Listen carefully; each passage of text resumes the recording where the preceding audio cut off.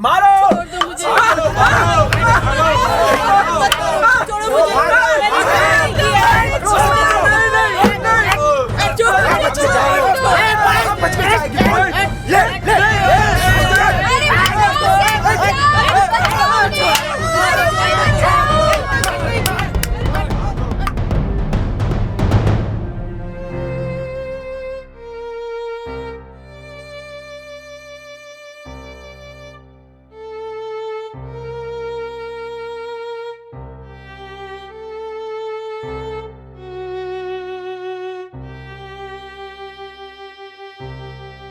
अहिंसा को धर्म मानने वाले महात्मा गांधी हिंदुस्तान में फैले हिंसात्मक गतिविधियों से बेहद दुखी थे।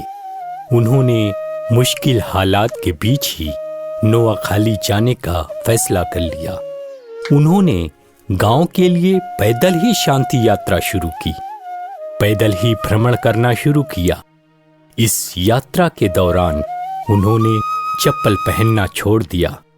महात्मा गांधी को लगता था नोआखाली एक शमशान भूमि है जहां सैकड़ों हजारों लोगों की मज़ारें हैं, इसलिए उन्होंने चप्पल पहनकर यात्रा नहीं की।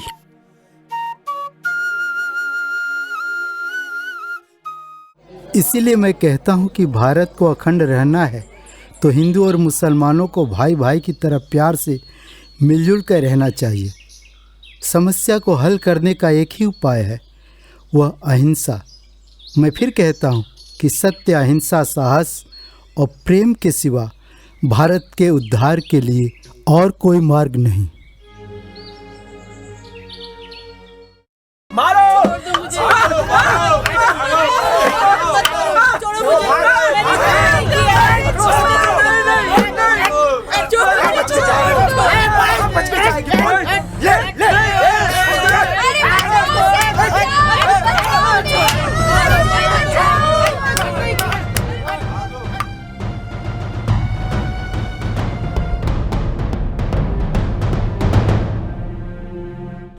नोआखाली में बहुत बड़ी बर्बादी नहीं हुई।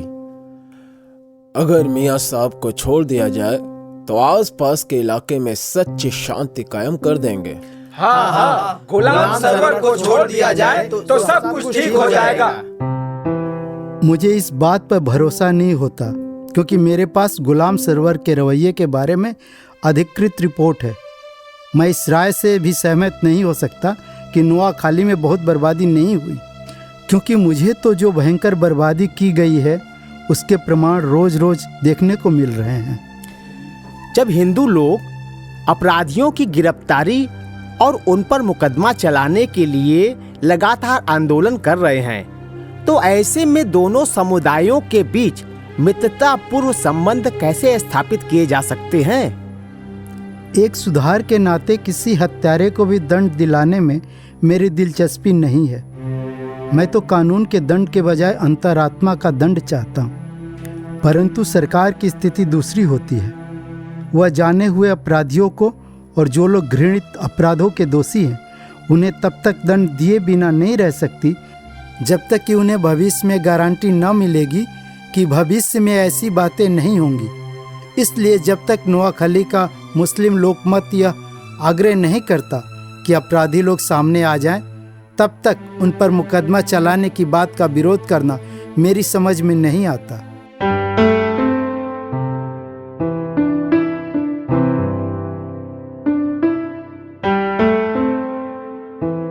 नोआखाली में होने वाले दंगे गांधी जी द्वारा बरसों से चलाए जा रहे सत्याग्रह और उनके सत्य और अहिंसा के सिद्धांत की परीक्षा साबित हुए। गांधी जी ने स्वयं अपने एक मित्र से कहा कि भले ही मेरे प्राण चले जाएं, मैं यहाँ से असफल होके नहीं जाऊंगा। इन दंगों में हो रही विभत्स हिंसा के सामने भी अहिंसा के मंत्र को उसी दृढ़ता से याद रखना जिसका बरसों पहले दक्षिण अफ्रीका की अदालत में उन्होंने परिचय दिया था। ये गांधी जी के लिए एक व्यक्तिगत प्रश्न था जिसका उत्तर जानना उनके लिए बहुत आवश्यक था।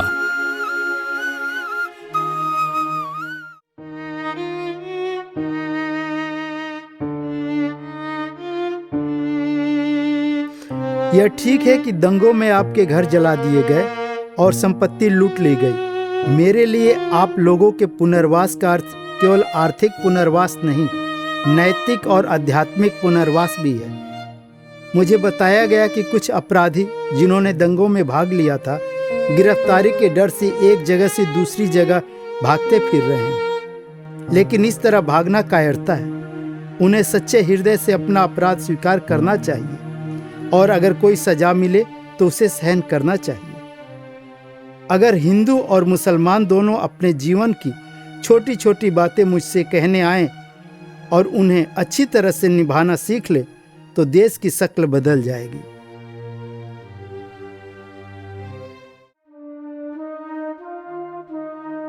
गांधी जी, आपको सांप्रदायिक सुमेल स्थापित करने के लिए सारे नोआखाली में घूमने की क्या आवश्यकता है और आपके साथ सिखों के जाने की क्या जरूरत है?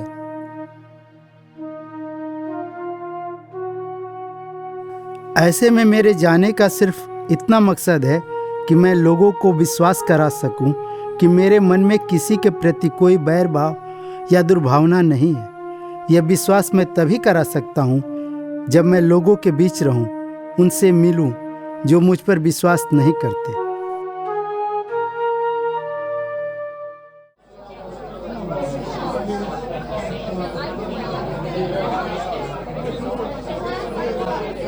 ए बुढ़िया, हट रास्ते से, देखकर नहीं चल सकती। क्षमा करना बेटा, आंखें होती तो जरूर देखकर चलती। इस अंधी को कौन रास्ता दिखाए? जो सहारा था नफरत की भेंट चढ़ गए। अब तो बस लाचार शरीर लेकर दर बदर की ठोकरें खा रही हूँ। सुना है कोई महात्मा आए हैं, बस उन्हीं से मिलने जा रही हूँ। हे बेटा, मुझे महात्मा के पास जाना है।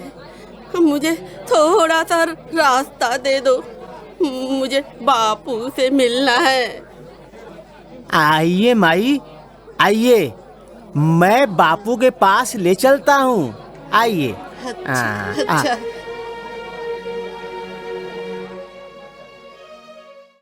ये लीजिए, ये है बापू। प्रणाम बापू। प्रणाम। सुना है आप लोगों के कष्टों का निवारण करते हैं। मेरा भी कुछ उद्धार हो जाता। गांधी जी, जो कुछ हमें बाहरी आंखों से दिखाई देता है, उससे अधिक सत्य वह है जो आंतरिक दृष्टि से दिखाई देता है।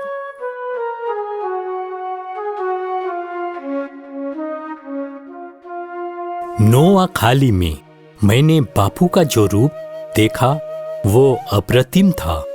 उन्होंने सियासत को आम लोगों से अलग रखने की पूरी कोशिश की। किसी की भी पैरवी न करके लोगों से उनके अंतर्मन को सुनने और समझने की अपील की।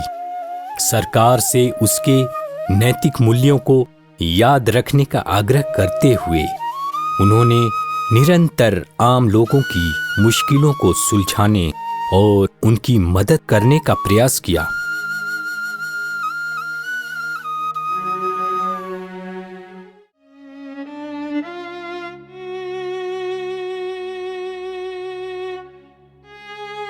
स्वामी, इसमें मेरा क्या दोष है?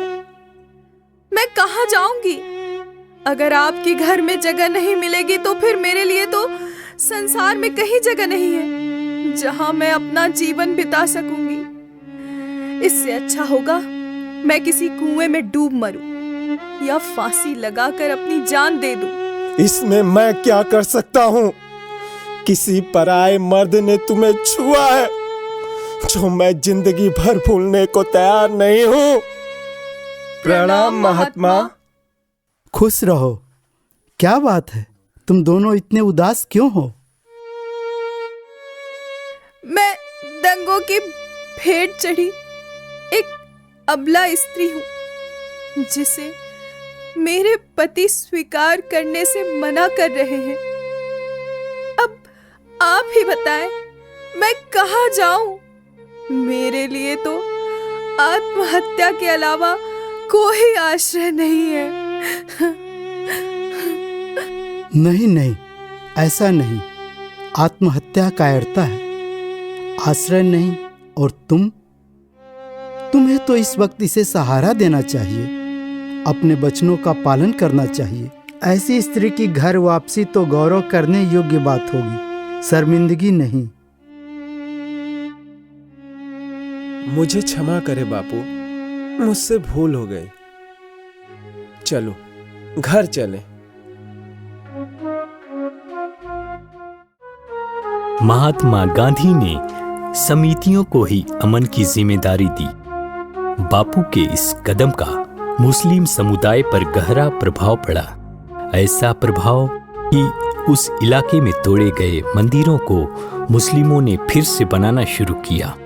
प्रशासन के अधिकारी तक कहने लगे थे कि आप यहाँ रहते तो कभी भी दंगे नहीं हो सकते। महात्मा गांधी यहाँ नोआखाली में 5 महीने रहे और इतने समय में नोआखाली के हालात को काफी बदल दिया। महात्मा गांधी की किसी भी तरह की हिंसा से निपटने की ऐसी ही रणनीतियों ने उन्हें न सिर्फ देश का राष्ट्रपिता बल्कि पूरे विश्व में अहिंसा का पुजारी और अद्वितीय महात्मा के रूप में स्थापित कर दिया।